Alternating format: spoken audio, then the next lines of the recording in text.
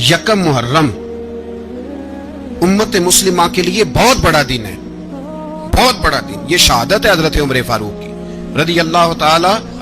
हजरत उमर मामूली शख्स नहीं, मामूली आदमी नहीं।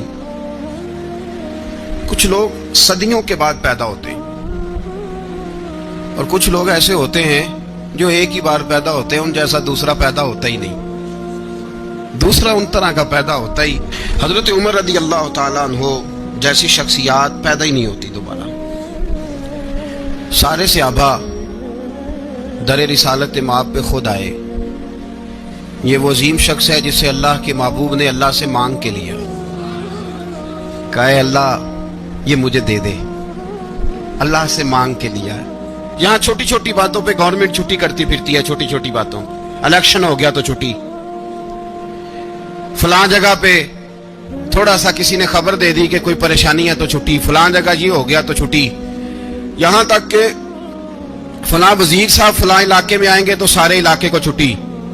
और अब तो इससे बड़ा हाल होने लगा है, अगर जिन लोगों की सिंध में हुकूमत है उनके लीडर का दिन आया तो उस दिन छुट्टी, और जिनकी पंजाब में हुकूमत है उनका दिन आया तो छुट्टी। हमारा मुतालबा है हुकूमत पाकिस्तान से, अगर सर उठा के जीना चाहते हो तो यकम मुहर्रम को छुट्टी किया करो। अगर सर उठा के जीना चाहते हो तो यकम मुहर्रम को छुट्टी करो जनाब उमर के दिन, और मिल्लत के जवानों को बताओ कि अगर इज्जत की जिंदगी जीना चाहते हो तो उस तरह जियो जिस तरह फारूक आजम जी के गए हैं। इज्जत और वकार की जिंदगी, जमहूरियत हजरत उमर से सीखनी पड़ेगी, हुकूमत करने के तरीके हजरत उमर से, रियाया को सीखना पड़ेगा कि अमीर किस तरह बनाया जाता है और अमीर किस तरह के होते हैं। यहाँ लोग हमें यूरोप की मिसालें देते हैं, लोग यहाँ हमें आकर के अमेरिका की मिसालें, उन्हें क्या पता हुकूमत क्या होती है। वो कहते हैं जी वो साइकिल पे जाता है उनका हुक्मरान। तो मैंने कहा वो साइकिल पे जाता है, मेरे उमर फारूक मदीने से मक्के गए थे तो पैदल ही हज करने चले गए, पैदल ही। और जनाब उमर फारूक रदी अल्लाह ताला अन्हु ईद की नमाज पढ़ाने गए, ईद की नमाज उमर खुतबा ईद देने गए। और इस जमाने में कौन सा गरीब है जो नंगे पांव जाता हो, कौन सा गरीब है जो मस्जिद नंगे पांव जाता हो। लोगों ने तो 3 किस्म की चप्पलें रखी हुई हैं, एक मस्जिद जाने की अलग है, घर पहनने की अलग है, शादी ब्याह पे जाने की चप्पल अलग है। हजरत उमर फारूक रदी अल्लाह ताला अन्हु निकले ईद का खुतबा देने के लिए, तो बीवी से कहने लगे जूता। उसने कहा साहब इतनी दफा टूटा है अब गांठा नहीं जा सकता, इतनी दफा टूटा है कि अब दोबारा पेमंद नहीं लग सकते। तो हजरत उमर कहने लगे चल कोई अर्ज नहीं, बगैर जूते के नंगे पैर ही चलते हैं, कोई अर्ज नहीं। तो कहने लगे लोग क्या कहेंगे, फरमाया चुप कर। लोग जिस दिन उमर ने ये देख लिया ना लोग उसके बारे में क्या कहते हैं, उस दिन उमर उमर नहीं रहेगा। तो कहा फिर आपका नजरिया क्या है, फरमाया मेरा नजरिया ये है कि रब रसूल मेरे बारे में क्या कहते हैं। लोगों का क्या है, लोग कल किसी के बारे में कुछ कहते हैं और परसों कुछ कहते हैं। मेरा नजरिया ये है कि रब रसूल मेरे बारे में नंगे पैर उमर जा रहे हैं। कौन जी, मैं बड़ा माड़ा। अच्छा जनाब क्या क्या गुर्बत है, 10 किस्म के जोड़े लटके हुए हैं कमरे में, और पहनने की फुर्सत नहीं, सवेरे क्या पहनना है शाम क्या पहनना है, 15-15 सूट इकट्ठे इस्त्री होके लॉन्ड्री वाला भेज रहा है, और तू गरीब है, तू बहुत बड़ा गरीब है। इसलिए कि गुर्बत पैसों की वजह से नहीं होती, गुर्बत तो दिल की होती है। तू वाकई बड़ा गरीब है और तू गरीब ही रहेगा। अमीर तो उमर फारूक थे, उमर फारूक थे जो नंगे पांव चले गए ईद की नमाज पढ़ाने। तो रस्ते में जो मिला कहने लगा उमर जूता तो पहन लो। फरमाया तुम्हें उमर का जूता ना पहनने का नक्श तो नजर आया है, कोई अर्ज नहीं। अगर उमर को कभी बताना हुआ तो वो वाला नुक्स बताना जो उमर की सीरत में पैदा हो, किरदार में पैदा हो, वो वाला नुक्स बताना। ये छोड़ो जूते आते जाते रहते, नंगे पांव गए, पांव धोए, नमाज पढ़ाई, लौट आए। ओ भाई यहाँ तो हमारा बनाव श्रृंगार उतरना, जितनी तवज्जो कपड़ों की तरफ है इतनी तवज्जो कभी हमारी इल्म की तरफ होती ना, जितना ज़ौक शौक हमारा बनाव श्रृंगार की जानिब है, इतना बनाव श्रृंगार कभी हमारा इखलाकियात की जानिब होता तो मामलात बड़ी हद तक संवरे हुए होते। हजरत सैयदना फारूक आजम रदी अल्लाह ताला अपनी जिंदगी को तरतीब दिया। एक दिन भी खिलाफत नहीं मांगी अल्लाह से। हजरत औफ बिन मालिक अशजई एक सहाबी हैं। हजरत औफ बिन मालिक रदी अल्लाह ताला अन्हु फरमाते हैं कि जनाब अबू बकर सिद्दीक का जमाना था तो मैंने ख्वाब देखा, मैंने ख्वाब में जनाब उमर को देखा, और मैंने देखा कि कोई कहने वाला कह रहा है कि उमर वो है کہ اللہ کے رستے میں کوئی اسے جتنا مرضی برا بھلا کہے یہ پرواہ نہیں کرتا. کس کے رستے میں؟ بولے سارے. اس کا مطلب ہے اللہ کے رستے میں لوگ برا بھلا بھی. قرآن مجید نے کہا وَلَا يَخَافُونَ لَوْمَةَ لَائِمٍ. کچھ لوگ ایسے ہیں جو برا بھلا کہنے والوں کی پرواہ نہیں کرتے. آپ یقین کریں اگر پرواہ شروع ہو جائے نا تو دین کا کام ختم ہو جائے.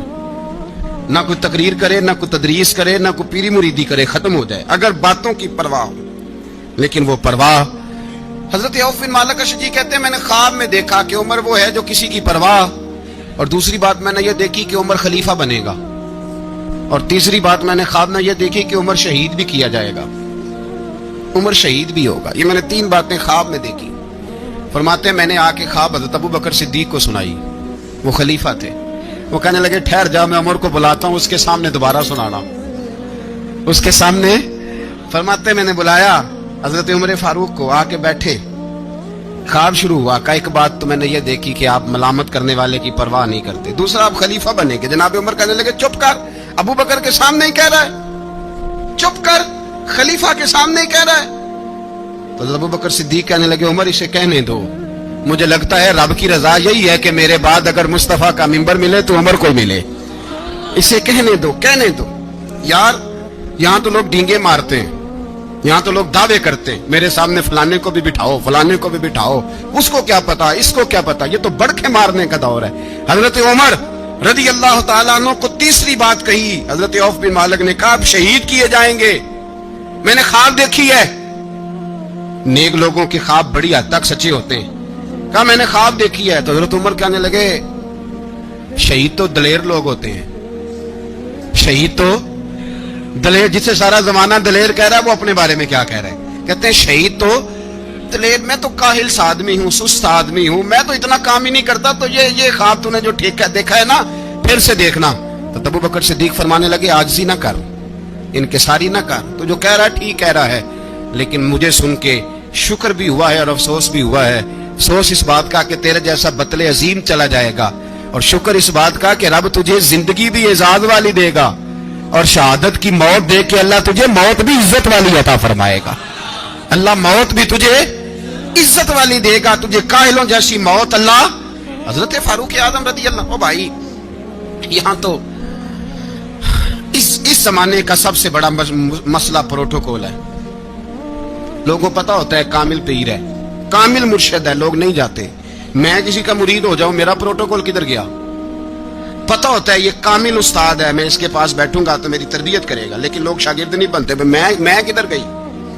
یہ جو پروٹوکول کی مصیبت ہے نا، اس نے بڑے بڑے لوگ زیرو کر دیے، بڑے بڑے لوگ. اور یہ مت سمجھے کہ آپ کا وزیر اعظم پروٹوکول لیتا ہے یا آپ کا صدر پروٹوکول، وزراء، ایسی کوئی بات نہیں. ہم چھوٹے طبقے سے لے کر بڑے سارے پروٹوکول کے قائل ہیں. ہمارا تو داماد بھی کہتا ہے کہ مجھے پوچھا نہیں میں تمہارے گھر کیوں آؤں.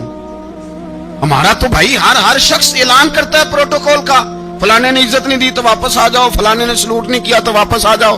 لوگ جہاں سلوٹ کرنا چاہیے وہاں بھی سلوٹ کرانے کے قائل ہیں.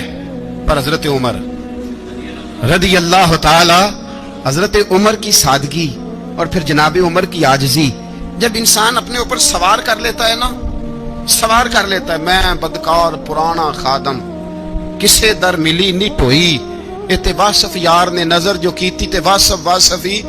میں اکثر سوچتا ہوں حضور نے جہاں بھی کہا نا، فرمایا میرے بعد نبی ہوتے تو خطاب کے بیٹے عمر ہوتے.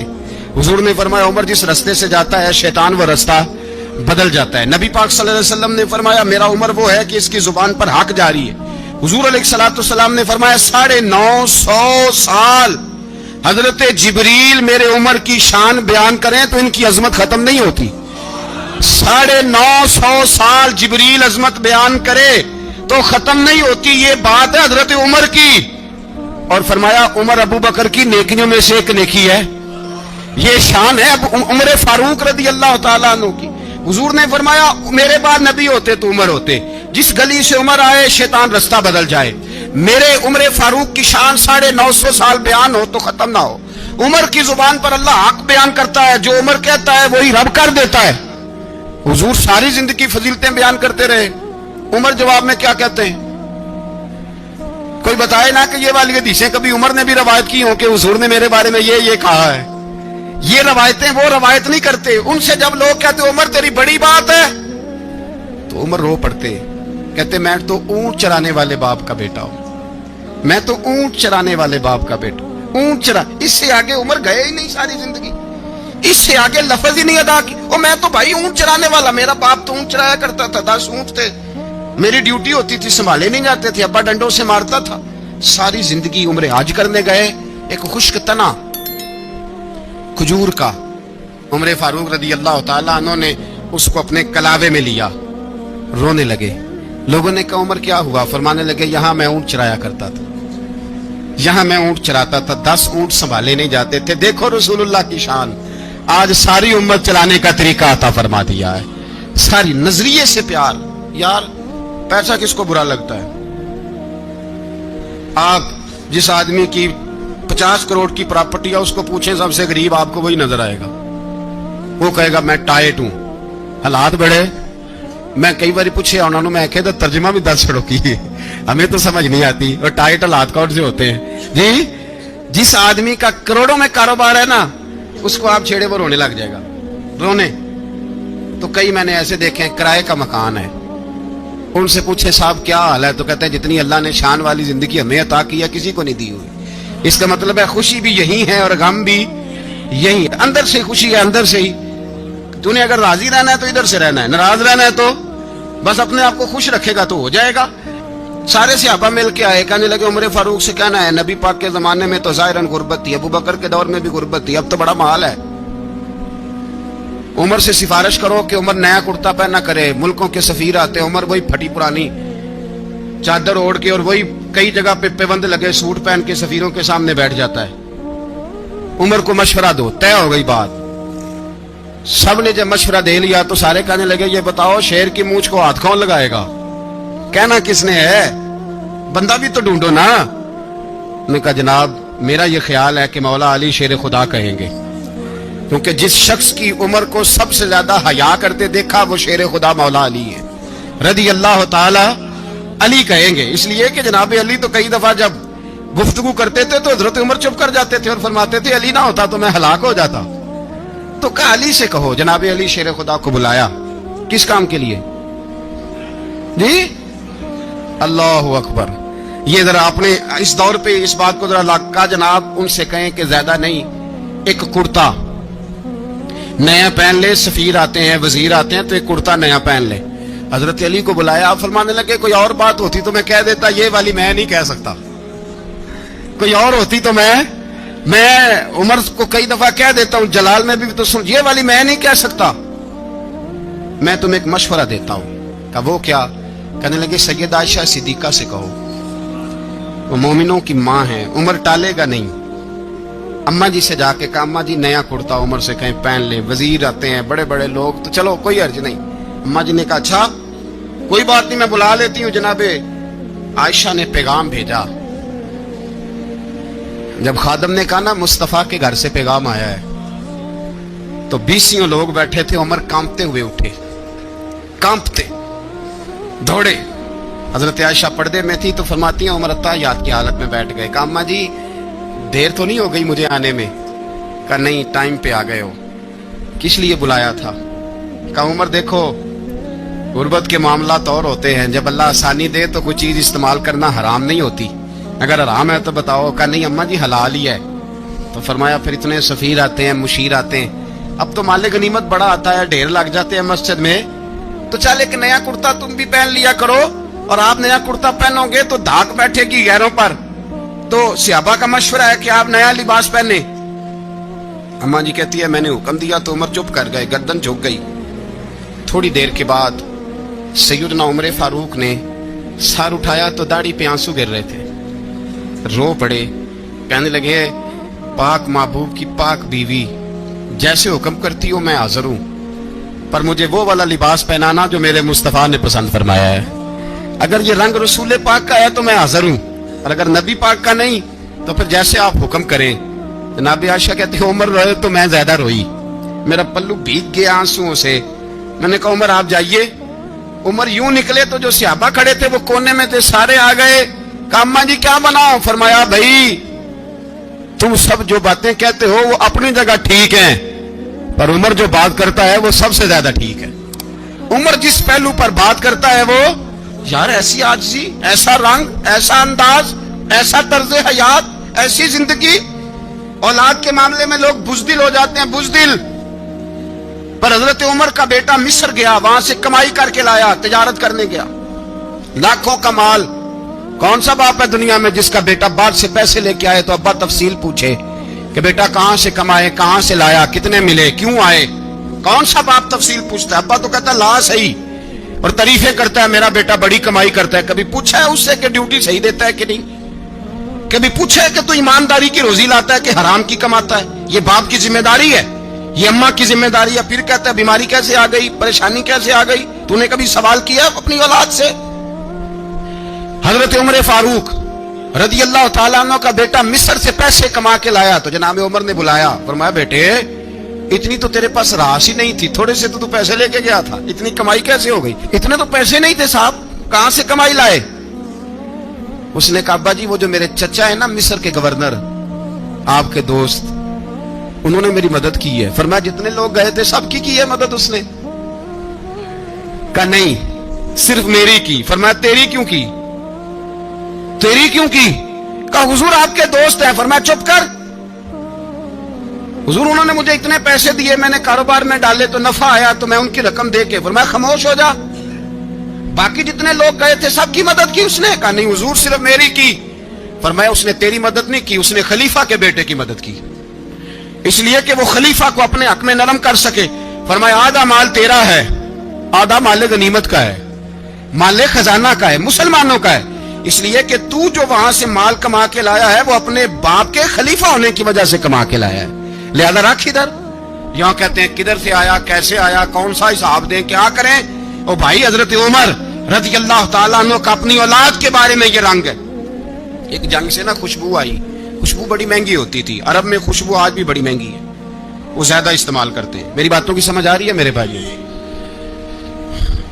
بڑی مہنگی خوشبو تھی۔ جب وہ خوشبو آئی تو حضرت عمر نے کہا، گھر میں پہلے پہنچی حضرت عمر کے، چونکہ زیادہ عورتیں استعمال کرتی تھی گھر کے اندر خوشبو، مرد بھی لگاتے تھے۔ حضرت عمر نے اپنی بیوی سے کہا، آپ کی زوجہ تو تھی وہ بڑی خوشبو کو پسند کرتی۔ حضرت عمر نے اپنی زوجہ سے کہا کہ خوشبو لاؤ، میں نے ایک عورت کی ڈیوٹی لگائی ہے، وہ خوشبو تول کے نا تو حصہ برابر صحابہ میں بانٹ دے گی۔ تو آپ کی زوجہ کہنے لگی کسی بی بی کی ڈیوٹی لگانے کی کیا ضرورت تھی، میں جو موجود تھی میں بانٹ دیتی ہوں تول کے حصہ برابر۔ آپ نے فرمایا نہیں تو رہنے دے، تو فلانی بی بی بانٹے گی۔ حضور میں نے بھی بانٹنی ہے، میرے پہ کچھ حق ہے؟ آپ نے فرمایا نہیں، تو تفصیل نہ پوچھ، تو خوشبو دے دے، کوئی اور بانٹے گی۔ خاتون خانہ تھی نا، کہنے لگی نہیں مجھے بھی آج آپ کو بتانا ہی پڑے گا کہ کوئی جو بانٹ سکتی ہے تو میں کیوں نہیں بانٹ سکتی؟ زوجہ کہتی عمر نے بات کی تو میری چیخیں نکل گئی۔ حضرت عمر فرمانے لگے جب تو خوشبو بانٹے گی نا تیرے ہاتھوں کو بھی لگے گی، تیرے دوپٹوں کو بھی لگ جائے گی۔ اگر رب کریم نے مجھ سے سوال پوچھا کہ عمر خوشبو تو مسلمانوں کی تھی، تیری بیوی کے دوپٹے کو کیوں لگ گئی، تو میں اللہ کے حضور کیا جواب دوں گا؟ اگر اللہ نے یہ سوال کیا کہ تیری بیوی نے کیوں لگائی، وہ تو حصہ تھا مسلمانوں کا، تو نے تیری بیوی نے کیوں لگائی؟ تو فرمایا میں نہیں چاہتا کہ اللہ کے حضور مجھے اور تجھے باز پرس ہو، لہذا کسی اور کو بانٹنے دے۔ زوجہ روئی اور تڑپ کے کہنے لگی عمر مجھے لگتا ہے صبح قیامت بھی تیری بیوی ہونے کی وجہ سے اللہ مجھے جنت عطا فرما دے گا، تیری زوجہ ہونے کی برکت سے۔ بھائی یہ معیار رکھا، خدا کی قسم ایسا شخص تاریخ میں دوبارہ نہیں آیا۔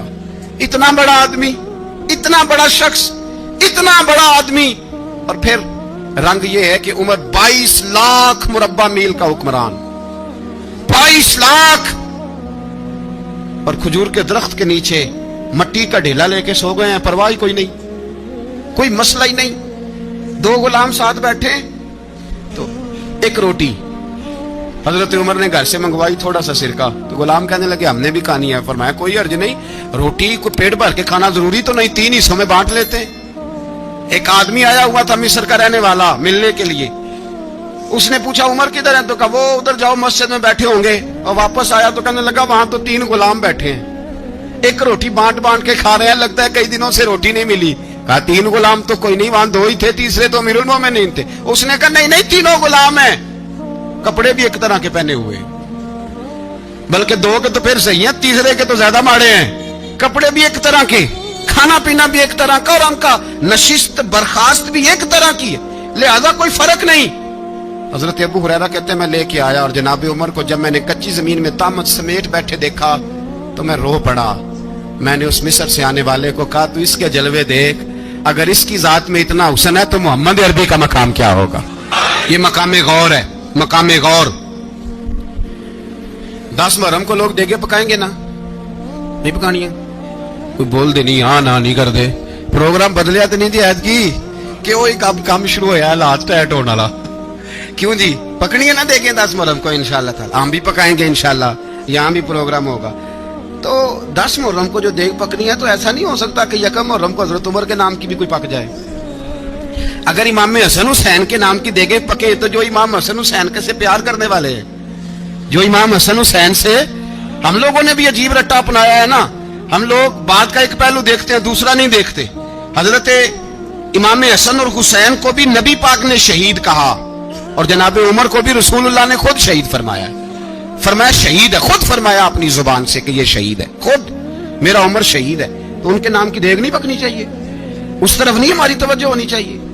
اور اہل بیت نبو، یہ بات میں پہلے بھی کرتا ہوں، آج پھر کرنا ضروری سمجھتا ہوں، اہل بیت کا پیار، سن لو کان کھول کے، اہل بیت کا پیار اگر ہمیں کسی نے سکھایا ہے تو سیدنا عمر فاروق نے سکھایا ہے۔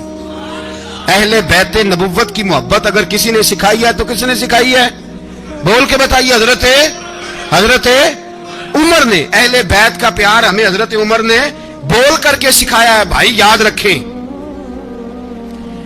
کسی کی طاقت نہیں تھی دم مارنے کی، حضرت عمر کے سامنے طاقت ہی نہیں تھی، کیسر و کسرا کانپ جاتے تھے، جرأت ہی نہیں کرتے تھے حضرت۔ اور ہمارے تو تعلقات بڑے ہیں نا غیروں سے۔ حضرت ابو موسیٰ اشعری رضی اللہ تعالیٰ عنہ فرماتے ہیں میرا منشی عیسائی تھا، وہ کاتب کہتے تھے وہ لوگ، میرا حساب کتاب عیسائی تھا۔ تو فرماتے ہیں ایک دن میں نے وہ سارا حساب کتاب لین دین کے حضرت عمر کو دکھایا تو فرمانے لگے جس نے لکھے ہیں اس کو بلاؤ۔ کہنے لگے ضرور مسجد نہیں آ سکتا، کیوں نہیں آ سکتا؟ کہنے لگے وہ عیسائی ہے۔ کہتے ہیں حضرت عمر جلال میں آ گئے، آپ فرمانے لگے جنہیں رب دور کرتا ہے تم کیوں قریب کرتے ہو؟ جنہیں اللہ دور کرتا ہے۔ فرمایا تم غیروں کو اگر عہدے دو گے تو اپنوں کا کیا بنے گا؟ اگر تم غیروں کو عہدے دو گے تو اپنوں کا، یہ سوچ ہے جو آج برما کے مسلمانوں کے لیے بھی ضروری ہے۔ کہا اگر تم غیروں کو عہدے دو گے تو اپنوں کا۔ ہم نے غیروں کو عہدے دیے تو دیکھا نا اپنے کس طرح کاٹے جا رہے ہیں۔ غیروں کو جو عہدے دے دیے، یرانے سارے غیروں سے روز دعویٰ ہوتا ہے چین ہمارا سجن ہے، چین ہمارا دوست ہے۔ او بھائی دوست ہے تو اس سے کہو نا کہ برما تو تمہاری ایک چھوٹی سی ریاست ہے، چین کے بغیر تو وہ سانس بھی نہیں لے سکتا، اس کو کہو نا اس حکومت پہ دباؤ ڈالے۔ لیکن ہم لوگوں نے غیروں کو عہدے دیے تو اپنے پس گئے۔ حضرت عمر کہتے تھے ذمی کا ہم ادب کریں گے، ذمی کافر کا ہم، ایسا کافر جو مسلمان ریاست کو قبول کرے، بدامنی نہ پھیلائے۔ ایک آدمی کو آپ نے دیکھا آنکھوں سے نابینا ہے اور بھیک مانگ رہا ہے، تو حضرت عمر کو نظر آ گیا، فرمایا کون ہو؟ اس نے کہا میں یہودی ہوں۔ فرمایا بھیک کیوں مانگتے ہو؟ کہ جب تک تندرست تھا مسلمانوں کو جزیہ دیتا تھا، بوڑھا ہو گیا ہوں کیا کروں؟ حضرت عمر نے گھوڑے کی پشت پہ بٹھایا، کافر کو گھوڑے کی پشت پہ بٹھایا اور بٹھا کے مدینے لائے۔ حضرت علی شیر خدا وزیر خزانہ تھے، فرمایا علی اس کا وظیفہ جاری کرو۔ کہا یہ کون ہے؟ فرمایا یہ یہودی ہے لیکن یہ ہمیں جزیہ دیتا رہا، بوڑھا ہو گیا بیچارہ، بھیک مانگنے پہ مجبور ہے، ہماری حکومت کے اندر رہتا ہے، اس کا پورا وظیفہ جتنا خرچہ اتنا وظیفہ لگاؤ۔ حضرت علی کہتے ہیں میں وظیفہ لگا رہا تھا اور وہ میرے نبی کا کلمہ پڑھ رہا تھا، وہ رسول اللہ کا کلمہ پڑھ رہا تھا۔ یہ مزاج، یہ نہیں کہ کافر۔ حضرت عمر نے گورنروں کو خط لکھے تھے کہ زبردستی کسی کو مسلمان نہیں کرنا، جہاں ان کی عبادت گاہیں بنی ہو گرانی نہیں، کوئی مندر کوئی گرجا ضائع نہیں کرنا۔ اسلام سب کو جینے کا موقع دیتا ہے، پر بے ایمانو ظالموں بدذاتوں تمہیں یہ کہتا ہے کہ ہم تمہیں جینے کا موقع دیتے، تم بھی مسلمانوں کو جینے کا موقع دو۔ یہ جہاں بستے ہیں جہاں رہتے ہیں انہیں وہاں جینے کا موقع دو، انہیں بھی اللہ اکبر کہنے کا موقع دو، انہیں بھی قرآن پڑھنے کا موقع دو، انہیں بھی رسول اللہ پر درود پڑھنے کا موقع دو۔ ہمارے ملک میں عیسائی اپنی مرضی سے کھلے عام تبلیغ کرتے ہیں، یہاں تو چینل چلائے ہیں عیسائیوں نے۔ کسی مذہبی جماعت نے کبھی جلوس نکالا ہے کہ عیسائیوں کا چینل بند کرو؟ بولے نکلا ہے کہ نہیں نکلا؟ کتنے ظلم کی بات ہے۔ ہم جب غیر کو اتنا تحفظ دیتے ہیں، اتنا تحفظ دیتے ہیں، ہم نے دیکھا ہے, مجھے 20 لوگوں نے عید پہ ٹیلی فون کیے کہ عیسائیوں کو قربانی کا گوشت دے لیں, مجبور ہیں جی, دروازے پہ آ گئے ہیں, ہمارے کام کاج کرتے ہیں. 20 لوگ, عام آدمی کے دل میں ان کا اتنا جذبہ ہے, وہ مسائل کا بیان کرنا ایک علیحدہ بات, لیکن ہمارے دل کافر کے حق میں بھی نرم ہو جاتے ہیں. تم کس قدر زیادہ بےایمان ہو اور کفر کس قدر زیادہ ذلیل ہو گیا ہے کہ مسلمان کے حق میں نرم ہوتا ہی نہیں. اور اس سے بڑے ذلیل وہ ہیں جو ان ذلیلوں کے سپورٹر ہیں, وہ کسی عرب ملک کے حکمران ہو یا کسی اور جگہ کے, وہ بڑے ذلیل ہیں جو ان ذلیلوں کے سپورٹر ہیں, جو برما کی بچیوں کے قتل پر اپنی حکومتیں چمکا رہے ہیں. انہیں شرم نہیں آتی, اس قدر مسلمان تڑپا ہے, لیکن ان بے غیرتوں کو ذرا ہوش نہیں آئی. اور یہ ان کے کماش, ان کے دلال جو ہر جگہ ان کی سپورٹ کر کے اپنی حکومتیں قائم کرتے ہیں, بے ایمانوں کو پتہ نہیں کہ کب ان پر اللہ کا عذاب اترے گا اور کس طرح ان کے پرخشے اڑیں گے. تمہیں اپنی ذلت اور رسوائی نظر نہیں آ رہی کہ زمین کس طرح تمہارے لیے تنگ ہو گئی ہے؟ اس سے زیادہ اور تمہاری رسوائی کیا ہوگی؟ ڈرو اللہ سے, اور یہ تو دنیا کا عذاب ہے. ان بطش ربک لشدید, میرا رب کہتا ہے قیامت تو قائم ہونے دے. اتنا سخت تیرے رب کی پکڑ ہے, اتنی کسی دوسرے کی ہو سکتی؟ یاد رکھیں اور تھوڑا احتیاط کریں. ہم سب لوگ بھی, جو ہم لوگ آدھی زبان بول کے بھی ان کی سپورٹ کرتے, اب شرم آنی چاہیے ہمیں ان حکومتوں کی سپورٹ کرتے جو مسلمانوں کی لاشوں کے اوپر حکومتیں قائم کرتے ہیں. شرم آنی چاہیے. بہرحال بات دور نکل جائے گی اور میں اپنے مضمون پہ رہتا ہوں. اہل بیت کا پیار اگر سکھایا ہے تو جناب عمر نے سکھایا ہے رضی اللہ تعالی عنہ. امام حسن ملنے, آپ یقین کریں میں جب اس واقعہ کو پڑھتا ہوں تو میرا دل جھوم جاتا ہے. میں کہتا ہوں یار ڈاٹا ہونا اپنی جگہ پہ, عشق ہونا اپنی جگہ پہ, انسان کا باوقار ہونا اپنی جگہ. جہاں کھڑے ہونا تھا وہاں یہ کھڑے ہوتے تھے, اور جہاں جھکنا تھا وہاں یہ ان لوگوں میں اقبال نے کہا تھا تیری نگاہ ناز سے دونوں مراد پا گئے. عقلِ غیاب و جستجو, عشق حضور و اضطراب. جہاں اگر آیا ہے سامنے کیسر و کسرا تو عمر جیسا دلیر کوئی نہیں. اگر سامنے آیا ایران کا بادشاہ تو عمر جیسا تگڑا کوئی نہیں. اگر آیا ہے سامنے غسان کا بادشاہ تو عمر جیسا عادل کوئی نہیں. لیکن اگر علی کا بیٹا آیا ہے, اگر فاطمہ کے لال پارے آئے ہیں, تو پھر فاروق اعظم سے جیسا محب کوئی نہیں, پھر ان سے جیسا پیار کرنے والا کوئی نہیں. اندر بیٹھے ہیں جناب عمر, اندر تنہائی میں کچھ وزیروں سے گفتگو ہو رہی ہے, میٹنگیں جاری ہیں. آپ کے بیٹے ملنے آئے جناب عبداللہ ابن عمر. ابا جی ملنا ہے, بات ٹھہرو بات کر رہا ہوں, کوئی نہ اندر آئے. صاحبزادہ باہر کھڑا ہے. تھوڑی دیر گزری تو امام حسن بھی آ گئے. کون آئے؟ آپ کو جو ملے گا امام صاحب کا نام لینے سے, وہ سردار ہیں جنتیوں. کون آئے؟ سارے بولیے. امام حسن, تیری نسل پاک میں ہے بچہ بچہ نور کا, تو ہے نے نور تیرا سب کھرانا. امام حسن آئے تو حضرت عبداللہ ابن عمر کو دروازے پہ کھڑے دیکھا. کہا امیر المومنین کہاں ہیں؟ کہنے لگے حضرت عمر کے بیٹے. کہنے لگے وہ اندر بیٹھے, کچھ میٹنگ ہو رہی ہے, اور انہوں نے کہا کوئی اندر نہ آئے, لیکن آپ جانا چاہیں تو چلے جائیں. آپ جانا چاہیں تو, تیری نسل پاک میں ہے بچہ بچہ نور, آپ جانا چاہیں تو چلے جائیں. تو انہوں نے کہا جب آپ باہر کھڑے ہیں تو مجھے کوئی اتنا ضروری کام نہیں, اور ابھی زور کی نماز تھوڑی دیر میں ہوگی, میں مسجد میں مل لوں گا امیر المومنین سے. یہ بات کہہ کے امام حسن چلے گئے. یار اتنی بڑی بات نہیں تھی, اتنی بڑی بات نہیں تھی. تو میرے استادوں کا بیٹا بھی آیا تو کہا ٹھیک ہے جی وہ سوئے ہوئے ہیں, تو کوئی غرض نہیں یار, میں ٹھہر کے آ جاؤں گا. کوئی بڑی بات نہیں تھی, دیکھا جائے تو بڑی بات نہیں تھی, پر بات بہت بڑی تھی, اس لیے کہ یہ خالی حسن نہیں, یہ حسن ابن علی ہے, یہ حضرت فاطمہ کے لخت جگر. حضرت عمر باہر نکلے, عبداللہ ابن عمر سے پوچھا کوئی آیا تو نہیں؟ تو کہا حضور امام حسن آئے تھے. تو کہا پھر شہزادے کو اندر کیوں نہیں بھیجا؟ کہا میں نے کہا تھا. وہ کہنے لگے اگر امیر المومنین مصروف ہیں تو میں ظہر میں مل لوں گا. حضرت عمر رونے لگے. فرمایا بیٹے تو نے اچھا نہیں کیا. پھر مسجد نہیں گئے, سیدھے امام حسن کے دروازے دستک دی. امام حسن باہر آئے. کہا شہزادے آئے تھے تو ملے کیوں نہیں؟ تو امام حسن کہنے لگے حضور آپ کا اپنا بیٹا دروازے پہ کھڑا تھا, آپ کا اپنا بیٹا دروازے پہ کھڑا تھا, وہ منع بھی کیا تھا آپ نے, تو میں زور میں مل لیتا. حضرت امام حسن فرماتے جوش جذبات میں جناب عمر نے سر سے پگڑی اتار دی, جوش جذبات میں. کہنے لگے حسن میرے بیٹے کا اور آپ کا کیا مقابلہ؟ کیا اس کی ماں کا نام فاطمہ الزہرا ہے؟ کیا اس کی نانی کا نام خدیجۃ الکبریٰ ہے؟ کیا اس کے نانے کا نام محمد مصطفیٰ ہے؟ آپ کا اور اس کا کیا مقابلہ؟ پھر رو پڑے اور کہنے لگے بیٹے میں مکے کے صحراؤں میں اونٹ چرایا کرتا تھا. یہ جو میرے سر پر عزت کے بال ہیں یہ تیرے نانے کے اگائے ہوئے. میں مکے کے خبردار شہزادے خبردار. او بھائی اہل بیت نبوت کے ادب کا رنگ اگر سکھایا ہے تو سیدنا عمر نے سکھایا ہے. حضرت عمر فاروق اتھارٹی ہے اسلام کی اتھارٹی. یکم محرم حضرت عمر کی شہادت ہے. یہودی بول اٹھا, کافر بول اٹھا. اگر 6 مہینے عمر دنیا میں اور رہتے تو دنیا میں کوئی کافر موجود نہ ہوتا. 6 مہینے. اور جب اس بطل جلیل کا جنازہ اٹھا, اللہ بخاری پڑھیے نا, اللہم ارزقنا شہادت فی سبیلک, اللہ بسترے کی موت نہ دینا, شہادت کی دینا. عمر شہید ہوئے, مسجد نبی میں نماز پڑھاتے, اور جب جنازہ اٹھا تو مدینے کا پھر پیچھے جو دلیر بچے وہ مولا علی تھے. مولا علی, جناب عمر کا جنازہ اٹھا تو سب سے پہلی ہائے جو نکلی وہ حضرت علی کی زبان سے نکلی, اور حضرت علی کی ساری داڑھی آنسوؤں سے بھر گئی. لوگوں نے کہا کہ علی کیا ہوا؟ فرمانے لگے تم دیکھ نہیں رہے جنازہ کس کا اٹھا ہے, پلٹ کے دیکھو تو صحیح, تم پتہ نہیں یہ کون گیا ہے. کہ حضور کیا ہوا؟ اب فرمانے لگے عمر اس طرح کے کام کر کے گیا ہے, اب ان کے رستوں پہ کون چلے گا؟ کون اس کے جگر راہ وفا میں میں نقش ایسے چھوڑ آیا ہوں, میں جس منزل سے گزرا ہوں وہ اب تک یاد کرتی ہے. حضرت علی حضرت عمر کے جنازے پہ کھڑے ہو کے کہتے ہیں اللہ مجھے اس طرح کے عمل کرنے کی توفیق دے جس طرح کے عمر کر کے گیا. میرے بھائی بطل عزیز, بطل حریت حضرت عمر رضی اللہ تعالیٰ عنہ جو اپنی زندگی انقلاب والی گزار کے گئے.